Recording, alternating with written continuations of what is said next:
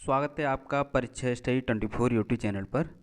दोस्तों, आज हम आपको डीएलएड प्रथम सेमेस्टर के विषय शिक्षण अधिगम के सिद्धांत, इसका ये टॉपिक शिक्षण विधियाँ या शिक्षण प्रविधियाँ, ये टॉपिक कंप्लीट कराएंगे। तो वीडियो को अंत तक ज़रूर देखें। समझते हैं शिक्षण प्रविधियाँ या शिक्षण विधियाँ कौन कौन सी आपके सिलेबस में है और कौन कौन सी आपको पढ़नी है। तो इसमें पढ़नी है प्रश्नोत्तर प्रविधि, विवरण प्रविधि, वर्णन प्रविधि, व्याख्या प्रविधि, स्पष्टीकरण प्रविधि, कहानी कथन प्रविधि, निरीक्षण एवं अवलोकन प्रविधि, उदाहरण प्रविधि, खेल प्रविधि या गतिविधि प्रविधि, समूह चर्चा प्रविधि, प्रयोगात्मक कार्य प्रविधि या प्रयोग प्रदर्शन प्रविधि, समूह चर्चा प्रविधि या वाद विवाद प्रविधि, कार्यशाला प्रविधि, भ्रमण प्रविधि। एक एक करके इन्हें समझते हैं, ठीक है। शिक्षण विधि या शिक्षण विधियाँ समझते हैं। शिक्षण विधि या फिर शिक्षण प्रविधि का अर्थ समझ लेते हैं। शिक्षण विधि का अर्थ है वह विधि जिसके माध्यम से ज्ञान को शिक्षार्थियों तक पहुंचाया जाता है। यानी शिक्षण विधि का अर्थ क्या है? शिक्षण विधि का अर्थ है जिसके माध्यम से ज्ञान को शिक्षार्थियों तक पहुंचाया जाता है। यानी वह विधि जिसके माध्यम से ज्ञान को छात्रों तक पहुंचाया जाता है शिक्षण विधि कहलाती है। परिभाषा समझते हैं। जॉन डीवी के अनुसार विधि एक निष्कर्ष निकालने में सामग्री को संगठित करने का एक ढंग है। क्या है? संगठित करने का एक ढंग है। तो इस प्रकार आप अर्थ लिख सकते हो, ठीक है। अब देखते हैं प्रश्नोत्तर प्रविधि। इसके जन्मदाता कौन है? सुकरात हैं। ये प्रश्न 1 नंबर में पूछ लिया जाता है। इस प्रविधि में शिक्षक प्रश्न पूछकर छात्रों का ध्यान पाठ की ओर आकर्षित करता है। प्रश्नोत्तर प्रविधि में क्या होता है कि शिक्षक क्या करते हैं? शिक्षक छात्रों से प्रश्न पूछते हैं, पाठ से संबंधित प्रश्न पूछते हैं और पाठ की ओर ध्यान को केंद्रित करते हैं, ठीक है। वह छात्रों में रुचि एवं जिज्ञासा उत्पन्न करके उसके पूर्व ज्ञान को नवीन ज्ञान से जोड़ते हैं। कौन जोड़ते हैं? शिक्षक। इस प्रविधि में प्रश्नों एवं उत्तरों की प्रधानता होने के कारण इसे प्रश्नोत्तर प्रविधि कहते हैं। प्रश्नोत्तर प्रविधि के गुण समझ लेते हैं। क्या क्या पूछा जाता है? गुण पूछे जाएंगे। किसी भी प्रविधि के गुण पूछे जाएं, महत्व पूछे जाएं, लाभ पूछे जाएं, उपयोगिता पूछी जाए, उद्देश्य पूछे जाएं, तो यही पॉइंट लिखेंगे। किसी भी प्रविधि का मतलब ये है कि जिसकी भी हम कराएंगे सभी के पॉइंट होंगे, ठीक है। मतलब ये तो केवल प्रश्नोत्तर प्रविधि के लिए हैं, ठीक है। मेरे कहने का मतलब ये है, हेडिंग हो सकती है आगे, हेडिंग केवल गुण हो, प्रश्नोत्तर प्रविधि के गुण। आगे भी हो सकती है खेल प्रविधि के गुण, और ये ना हो तब भी अगर महत्व पूछे जाएं तो जहाँ पर किसी भी विधि के गुण हैं वही महत्व, वही लाभ, वही उपयोगिता, वही उद्देश्य में आप लिख देना, ठीक है। अब समझ में आया? समझते हैं। छात्रों के संकोच करने की भावना समाप्त होती है। छात्रों में रुचि एवं जिज्ञासा बनी रहती है। जब शिक्षक प्रश्न पूछता है क्लास में तो छात्र सक्रिय रहेंगे और पढ़ने में रुचि लेंगे। उन्हें पता है हमारा नंबर आने वाला है, कभी भी आ सकता है, ठीक है। तो छात्रों का मूल्यांकन भी होता रहता है, पढ़ रहे हैं कि नहीं पढ़ रहे हैं। छात्रों के तर्क करने की क्षमता का विकास होता है। इसमें अधिक समय नष्ट नहीं होता है। छात्र अध्ययन अध्यापन प्रक्रिया में सक्रिय रूप से भाग लेते हैं। यानी बालक सक्रिय रहते हैं, यानी छात्र सक्रिय रहते हैं। इससे हानि क्या है या दोष क्या है? छात्र कभी कभी विषय से हटकर व्यर्थ के प्रश्न पूछने लगते हैं। यह प्रविधि उच्च स्तर पर ही अधिक उपयोगी है। कभी कभी कक्षा में प्रश्न अधिक हो जाते हैं तो बाहर से देखने वालों को लगता है कि शिक्षण कार्य ठीक से नहीं चल रहा है। नेक्स्ट है आपका विवरण प्रविधि। विवरण प्रविधि इसे समझते हैं। इस प्रविधि में किसी घटना को इस प्रकार से प्रस्तुत किया जाता है कि छात्रों के मस्तिष्क में उस घटना का एक चित्र सा बन जाता है। विवरण युक्ति में किसी घटना का सजीव चित्रण उपस्थित किया जाता है। ठीक है, विवरण क्या है? कहानी कहने का एक रूप है। जब प्रश्नों के माध्यम से नहीं समझाया जा सके तब विवरण प्रविधि का सहारा लिया जाता है। विवरण देने में सावधानियां क्या बरतनी चाहिए? विवरण देने की भाषा छात्रों के मानसिक स्तर के अनुसार होनी चाहिए। विवरण अधिक लंबा या अधिक छोटा नहीं होना चाहिए। विवरण में कोई अनावश्यक बातें नहीं होनी चाहिए। विवरण खंडों में दिया जाना चाहिए। विवरण में किसी उपदेश को सम्मिलित नहीं किया जाना चाहिए। विवरण प्रविधि के उद्देश्य क्या उद्देश्य हैं? इस युक्ति का उद्देश्य छात्रों के मस्तिष्क पर किसी घटना का स्पष्ट चित्र अंकित करना है। छात्र को ज्ञान सरलता से ग्रहण कराना है। छात्रों के समझ ज्ञान को और अधिक स्पष्ट करना है। नेक्स्ट है आपके विवरण प्रविधि के गुण। क्या गुण हैं? इसके द्वारा किसी घटना का सजीव चित्रण छात्रों के समझ प्रस्तुत करना संभव होता है। विवरण कक्षा में अनुशासन बनाए रखता है। विवरण शिक्षक के शिक्षण को अधिक प्रभावशाली बना देता है। शिक्षक जब पाठ का विवरण प्रश्नों के माध्यम से नहीं कर पाते हैं तो वह शिक्षक जब पाठ का विकास प्रश्नों के माध्यम से नहीं किया जा सकता तो वह विवरण का सहारा लेते हैं। छात्रों में जिज्ञासा व रुचि बनी रहती है। दोष क्या है? दोष ये हैं कि इसमें छात्र निष्क्रिय रहते हैं। जब अध्यापक विवरण करेगा या व्याख्यान करेगा तो छात्र चुपचाप सुनेंगे तो निष्क्रिय रहेंगे, सो भी जाएंगे कुछ। विवरण रोचक नहीं है तो छात्र उसे ध्यान से सुनते नहीं हैं। विवरण का गुण प्रत्येक शिक्षक में नहीं पाया जाता कि वह सही से विवरण कर ले। ठीक है, नेक्स्ट देखते हैं वर्णन। वर्णन को समझते हैं। वर्णन प्रविधि और विवरण प्रविधि एक ही सिक्के के दो पहलू हैं। वर्णन प्रविधि में किसी व्यक्ति या स्थान का वर्णन किया जाता है और विवरण प्रविधि में किसी घटना का विवरण दिया जाता है। वर्णन प्रविधि वह प्रविधि है जिसके माध्यम से किसी विषय वस्तु या व्यक्ति या स्थान का छात्रों के समझ पूर्ण शाब्दिक चित्रण प्रस्तुत किया जाता है। वर्णन प्रविधि के गुण। वर्णन किसी तथ्य या स्पष्टीकरण करता है। वर्णन किसी भी तथ्य का स्पष्टीकरण करता है। इससे कक्षा में रोचकता उत्पन्न की जाती है। यह प्रविधि शाब्दिक चित्र बनाने की प्रविधि है।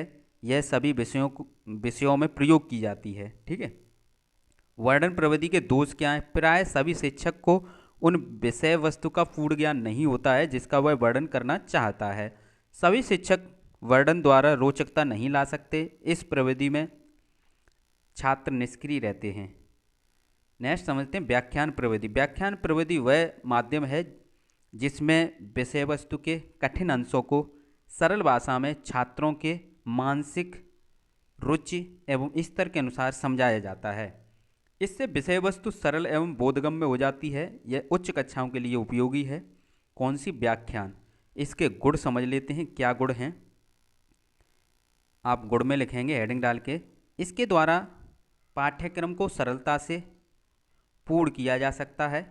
छात्रों में वाचन योग्यता यानी भाषण योग्यता का विकास होता है।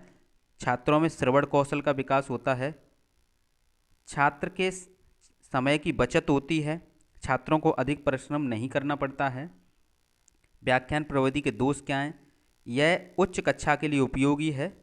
इसमें छात्रों के स्तर का ध्यान नहीं रखा जाता है। छात्रों की रुचि क्षमता का ध्यान नहीं रखा जाता है।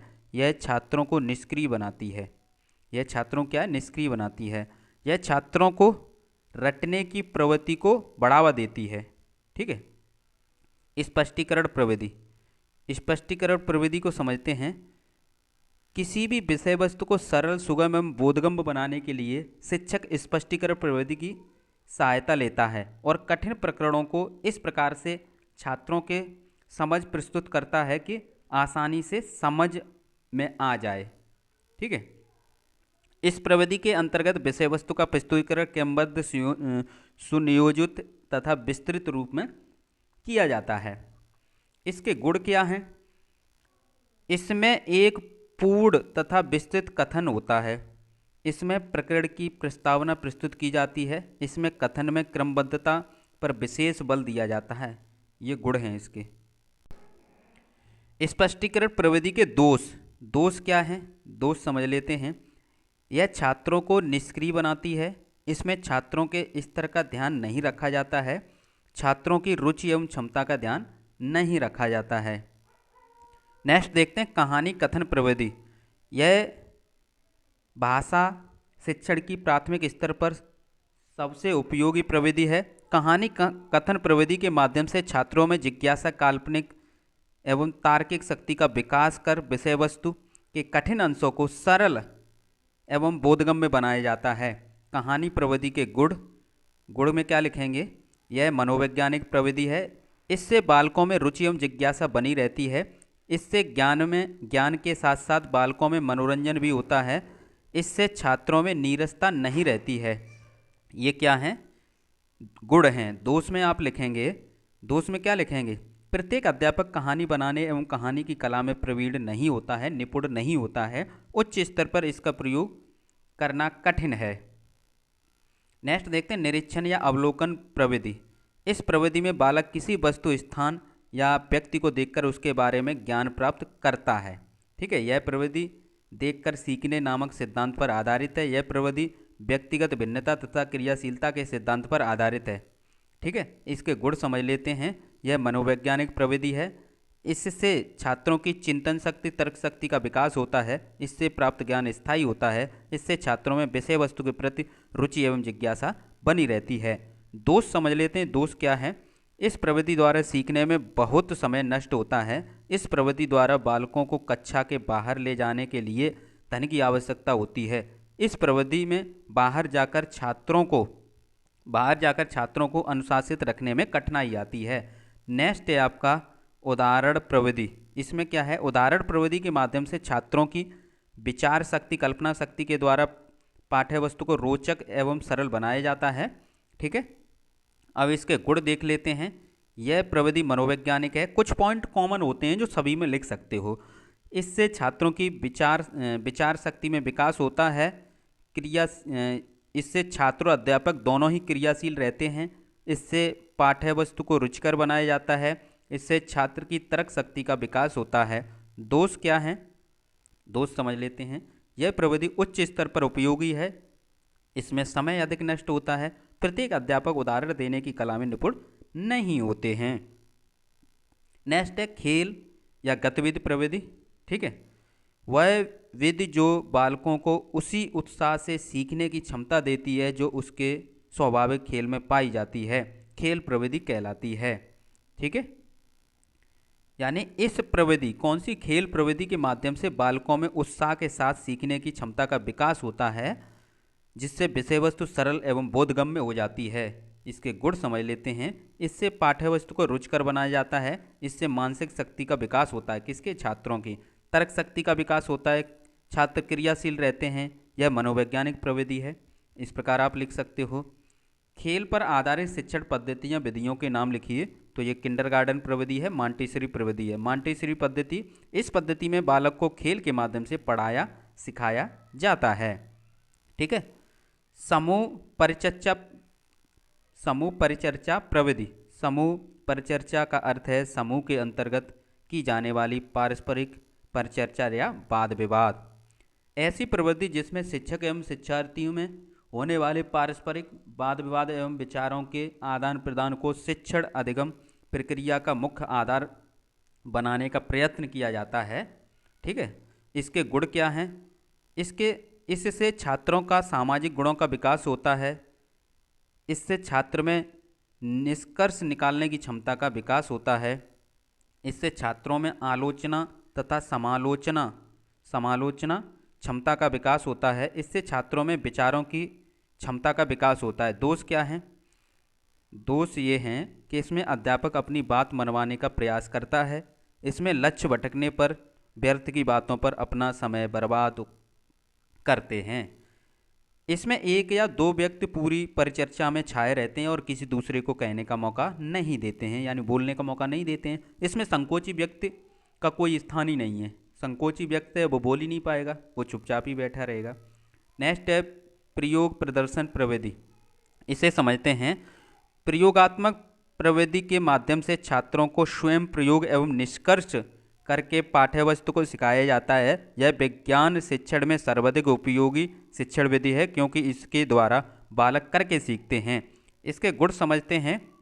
इसके गुण में आप लिखेंगे, इससे छात्रों में रुचि बनी रहती है, इससे प्राप्त ज्ञान स्थायी होता है, इससे छात्रों में आत्मविश्वास उत्पन्न होता है, उच्च कक्षाओं के लिए उपयोगी है, इससे छात्रों में तर्क शक्ति निर्णय क्षमता का विकास होता है।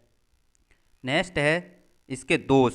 यह खर्चीली विधि है, इसमें समय अधिक नष्ट होता है। यदि शिक्षक निष्क्रिय है तो यह विधि सफल नहीं होगी। यदि उपकरण कमजोर हैं तो छात्रों द्वारा उनके टूटने का भय रहता है। नेक्स्ट है अन्वेषण विधि। शिक्षण की वह प्रविधि जिसमें बालक को स्वयं करने का अवसर मिलता है, अन्वेषण विधि कहलाती है।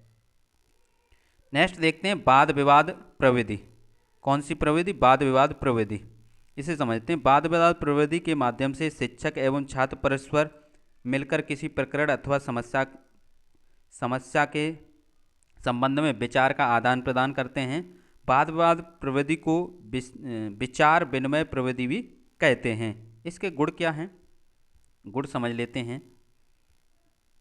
यह प्रविधि छात्रों में स्वतंत्र अध्ययन करने की आदत का विकास करते हैं। इसके द्वारा छात्रों में तर्क शक्ति एवं निर्णय शक्ति का विकास होता है। यह छात्रों को अपने अपने भावों एवं विचारों को सुव्यवस्थित रूप में अभिव्यक्त करना सिखाती है। यह छात्रों में सहयोग की भावना विकसित करती है। इसमें छात्र सक्रिय रहते हैं। दोष क्या हैं? दोष हैं, इस प्रवृत्ति के द्वारा अध्यापन कराने के लिए समय की अधिक आवश्यकता होती है। इसमें मंद बुद्धि एवं संकोची बालक लाभ नहीं उठा पाते हैं। नेक्स्ट पॉइंट है, यह प्रविधि छोटी कक्षाओं में प्रयोग में नहीं लाई जाती है, नहीं लाई जा सकती है। सभी शिक्षक कुशलतापूर्वक इस प्रविधि का संचालन नहीं करते हैं। नेक्स्ट है कार्यशाला प्रविधि। कार्यशाला प्रविधि। कार्यशाला प्रविधि का मुख्य उद्देश्य नवीन प्रविधि या विधियों एवं उपकरणों से शिक्षकों को अवगत कराना एवं उनका प्रशिक्षण देना है, जिससे वह अपने कक्षा शिक्षण में इनका उपयोग कर सकें तथा अपने शिक्षण की प्रभावशीलता में वृद्धि कर सकें। गुण क्या हैं? इससे शिक्षा के ज्ञानात्मक एवं क्रियात्मक उच्च उद्देश्यों की प्राप्ति की जाती है। इससे शिक्षण कौशल का विकास एवं सुधार किया जाता है। इससे छात्रों में समूह में कार्य करने की क्षमता का विकास होता है। शिक्षा के नवीन उपागमों के सैद्धांतिक एवं क्रियात्मक पक्षों का बोध कराया जाता है। इससे व्यावसायिक सामाजिक दृष्टिकोण व्यापक होता है। ठीक है। नेक्स्ट है भ्रमण प्रविधि। इस प्रविधि के द्वारा छात्रों को शैक्षिक उद्देश्यों की पूर्ति हेतु पर्यटन यानी भ्रमण कराया जाता है। इसे सरस्वती पर्यटन, भौगोलिक यात्राएं एवं छात्र यात्राएं आदि के नाम से भी जाना जाता है। इसके गुण क्या हैं? छात्रों को स्वयं प्रत्यक्ष अनुभव द्वारा ज्ञान प्राप्त होता है। इस विधि द्वारा अर्जित ज्ञान स्थायी होता है, क्योंकि बालक अपनी आंखों से देखते हैं वो चीज़, तो उन्हें ध्यान रहता है। यह बाल केंद्रित है। यह छात्रों के क्रियाशीलता के सिद्धांत पर आधारित है। इसके दोष क्या हैं? दोष समझ लेते हैं। यह विधि बहुत खर्चीली है। इस विधि द्वारा पाठ्यक्रम को पूरा नहीं किया जा सकता है। इसमें समय अधिक नष्ट होता है। नेक्स्ट है आपकी बेसिक शिक्षा पद्धति या बुनियादी शिक्षा। इस पद्धति के माध्यम से हस्तशिल्प शिक्षा प्रदान की जाती है, जिससे बालक अपना जीवन यापन कर सकें। इस प्रकार यह टॉपिक कंप्लीट होता है। वीडियो को शेयर करें, लाइक करें। एक एक करके सभी आपके सिलेबस हम कराते जा रहे हैं। आपका बाल विकास कंप्लीट हो गया है। मैथ का एक टॉपिक रह गया है। साइंस कंप्लीट हो गई है और ये अधिगम स्टार्ट कर दिया है, शिक्षण अधिगम के सिद्धांत। ठीक है।